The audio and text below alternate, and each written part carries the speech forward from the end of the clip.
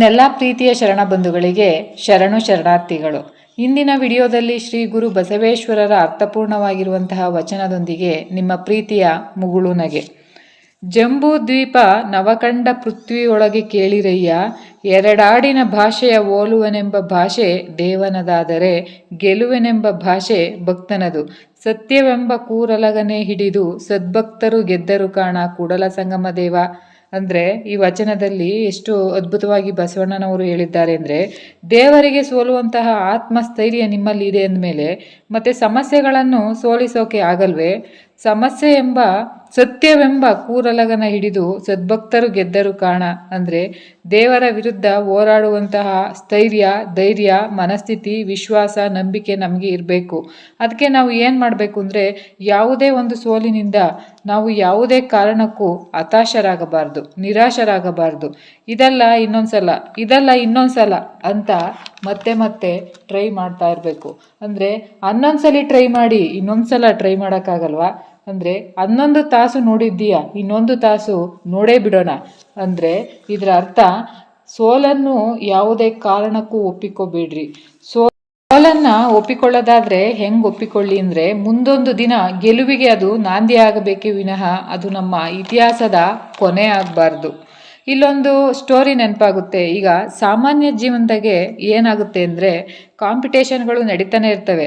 ಅದು ಯಾವುದೇ ಒಂದು ಫೀಲ್ಡ್ ಒಳಗೆ ಇರಬಹುದು. ಏನಾಗುತ್ತೆ ಅಂದರೆ, ಈಗ ಒಂದು ಚಿಕ್ಕದಾಗಿ ನಿಮ್ಮ ಜೊತೆ ಒಂದು ಸ್ಟೋರಿನ ಶೇರ್ ಮಾಡೋಕ್ಕೆ ಇಷ್ಟಪಡ್ತೀನಿ.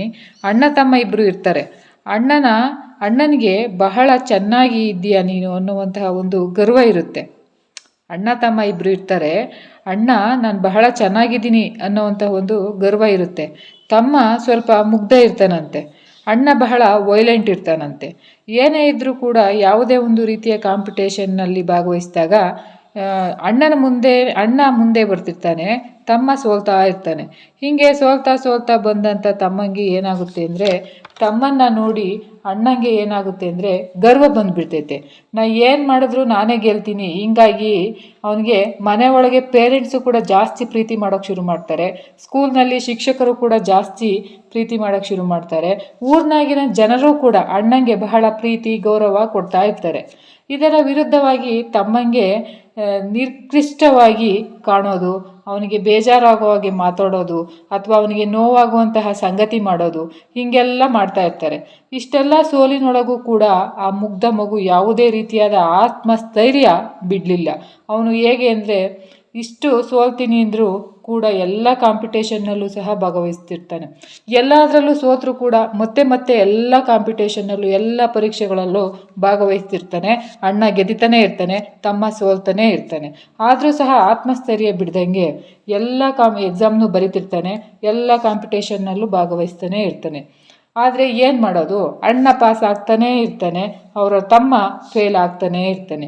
ಹೀಗೆ ನಡೀತಾ ಇರಬೇಕಾದ್ರೆ ಒಂದು ಸಲ ಅವ್ರ ಅಮ್ಮ ಕೇಳ್ತಾರೆ, ಅಲ್ಲಪ್ಪ ನಿಮ್ಮ ಅಣ್ಣ ನೋಡಿದರೆ ಹಾಗೆ, ನೀನು ನೋಡಿದ್ರೆ ಹೀಗೆ, ಇಬ್ಬರು ನಾವಾಡದ ಮಕ್ಕಳೇ, ಆದರೆ ಅವನು ಎಷ್ಟು ಚೆನ್ನಾಗಿ ಎಲ್ಲದರಲ್ಲೂ ಗೆದ್ಕೊಂಡು ಬರ್ತಾನೆ, ನೀನು ನೋಡಿದ್ರೆ ಹಿಂಗೆ ಸೋಲ್ತಾ ಬರ್ತೀಯಲ್ಲ, ಯಾಕೆ ಹಿಂಗೆ?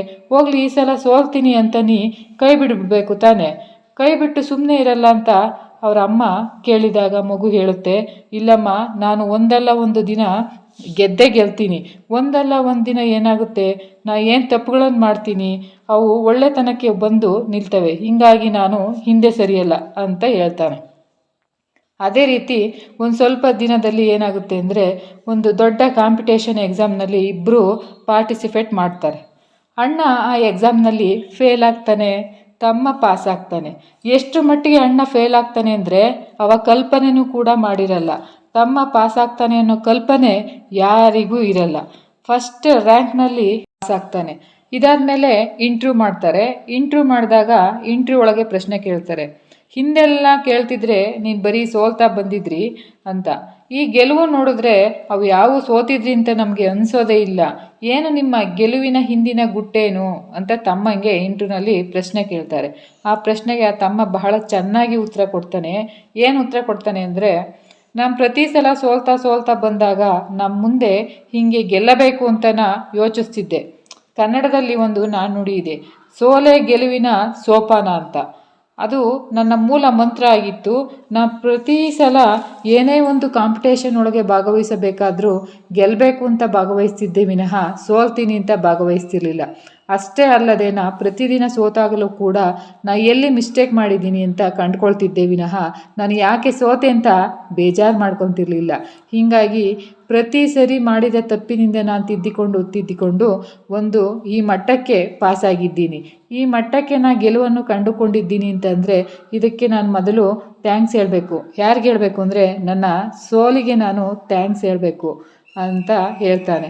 ಇದರಿಂದ ನಾವು ಏನು ತಿಳಿಬೇಕು ಅಂದರೆ, ನಾವು ಒಂದು ಸಲ ಸೋತ್ವಿ, 2 ಸಲ ಸೋತ್ವಿ, 3 ಸಲ ಸೋತ್ವಿ ಅಂತಂದರೆ ನಾವು ಪ್ರಯತ್ನಗಳನ್ನು ಮಾಡೋದು ಬಿಟ್ಬಿಡ್ತೀವಿ. ನಾವು ಏನು ಮಾಡ್ತೀವಿ ಅಂದರೆ ಜೀವನದಲ್ಲಿ ಹತಾಶರಾಗಿಬಿಡ್ತೀವಿ, ನಿರಾಶರಾಗಿಬಿಡ್ತೀವಿ. ಏನು ಮಾಡಿದ್ರು ಅಷ್ಟೇ ಬರೇ ಸೋಲೆ ನಮಗೆ ಬರ್ತಿದೆ ಅಂತ ಬೇಜಾರಾಗಿ ಕೈ ಬಿಟ್ಬಿಡ್ತೀವಿ. We can't do anything. ಅದಕ್ಕೆ ಇಂಗ್ಲೀಷ್ನಲ್ಲಿ ಒಂದು ಮಾತಿದೆ, nothing is possible because the word says I am possible. Impossible ಬರಿಬೇಕಾದ್ರೆ ಮೊದಲು ನಾವು ಐ ಆಮ್ ಅನ್ನುವಂತಹ ಒಂದು ಸ್ಪೆಲ್ಲಿಂಗ್ ಹಾಕಿ ಬರಿಬೇಕು. ನಾವು ಐ ಆಮ್ ತೆಗೆದು ಓದಿದ್ವಿ ಅಂದರೆ ಪಾಸಿಬಲ್ ಆಗೇ ಆಗುತ್ತೆ. ಯಾವುದು ಅಸಾಧ್ಯ ಅಂತ ನಾವು ಓದ್ವಿ ಅದು ಅಸಾಧ್ಯ ಆಗುತ್ತೆ. ಅಸಾಧ್ಯ ಒಳಗೆ ಆ ತೆಗೆದು ಹಾಕಿದರೆ ಸಾಧ್ಯ ಆಗುತ್ತೆ. ಸಾಧ್ಯ ಅನ್ನೋದು ನಮ್ಮ ಕೈ ಒಳಗೆ ಇರುತ್ತೆ. ಅದಕ್ಕೆ ನಾವು ಮಕ್ಕಳಿಗೆ ಏನು ಹೇಳಬೇಕು ಅಂತಂದರೆ, ನೀ ಸೋಲಬೇಡ ಅಂತ ಹೇಳಿಕೊಡೋದಲ್ಲ, ನೀ ಗೆಲ್ಲಲೇಬೇಕು ಅಂತಲೂ ಹೇಳಿಕೊಡೋದಲ್ಲ. ಸೋತ್ರೂ ಕೂಡ ಸೋಲನ್ನು ಮೆಟ್ಟಿ ನಿಂತು ನೀ ಹೆಂಗೆ ಗೆಲ್ಲಬೇಕು ಅನ್ನುವಂತಹ ನಿದರ್ಶನಗಳನ್ನು ನಮ್ಮ ಮಕ್ಕಳಿಗೆ ಕೊಡಬೇಕಾಗಿದೆ. ವಿಶ್ವಗುರು ಬಸವಣ್ಣನವರು ಈ ವಚನದಲ್ಲಿ ಇದೇ ರೀತಿ ಕೂಡ ಹೇಳಿದ್ದಾರೆ. ಹೇಳಬೇಕು ಅಂದರೆ ಸೋಲು ಗೆಲುವಿಗೆ ನಾಂದಿ ಆಗಬೇಕೇ ವಿನಃ ಅದು ನಮ್ಮ ಇತಿಹಾಸದ ಕೊನೆ ಆಗಬಾರ್ದು ಅಂತ ಹೇಳ್ತಾ, ಪೂರ್ತಿ ವಿಡಿಯೋ ನೋಡಿದ ನಿಮಗೆಲ್ಲರಿಗೂ ಹೃದಯಪೂರ್ವಕ ಧನ್ಯವಾದಗಳು.